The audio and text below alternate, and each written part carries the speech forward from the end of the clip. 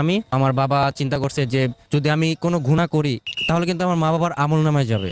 ওই দিক দিয়ে আমার মা বাবা আমাকে অনেক প্রেশার দিয়েছে বিয়ে করার জন্য। আমি এখন চাই নাই, খুব প্রেশার দিয়েছে, এই কারণে আমি বিয়েটা করেছি। রিলেশনশিপের মাধ্যমে করেছেন নাকি আপনার অ্যারেঞ্জ ম্যারেজ?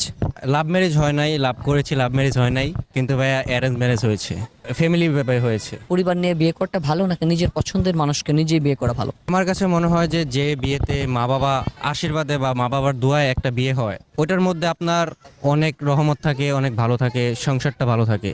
অ্যাকচুয়ালি বেশিরভাগ হলো আপনার মা বাবার দোয়াটা। বর্তমানে এত ডিভোর্স হচ্ছে কেন বা সংসার ভেঙে যাচ্ছে কেন? সংসার ভেঙে যাওয়ার মূল কারণ হচ্ছে একজনের প্রতি আসক্ত না থাকা, যতটা প্রয়োজন ততটা না থেকে অন্যের প্রতি যে একটা ভালোবাসা এটা ফোকাস করে একটু বেশি। পরকীয়াটা ভাই এই অ্যাকচুয়ালি বেশি হওয়ার কারণে আপনার যে ডিভোর্স হচ্ছে। প্রবাসে থাকে এদের ওয়াইফটা অনেক কষ্ট, হাজবেন্ডকেও বুঝতে হবে, ওয়াইফকেও বুঝতে হবে। যে মতো ওয়াইফের জন্য হাজবেন্ড স্যাক্রিফাইস করতেছে, হাজবেন্ডকেও ওয়াইফের জন্য স্যাক্রিফাইস করতে হবে।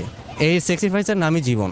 বিবাহিত পুরুষের জীবনটা কেমন হয়? বিবাহিক জীবনটা হলো খুবই সুন্দর, কারণ বিবাহ করলে অনেক গুনাহ থেকে মুক্তি পাওয়া যায়। আল্লাহ তাআলা বলেছে যে তোমরা বিয়ে করো, রিজিক দেওয়ার দায়িত্ব আমার। যারা বিয়ে করছে না, প্রতিষ্ঠিত হয়ে বিয়ে করব, গাড়ি করে বাড়ি করে বিয়ে করব, তাদের উদ্দেশ্যে কি বলতে চান? অনেকে আমার ফ্রেন্ড সার্কেলরা আছে এটাও ভাবে যে ওরা বিদেশ যাবে, সুন্দর করে নিজের লাইফ সেটেল করবে, তারপর ওরা বিয়ে করবে।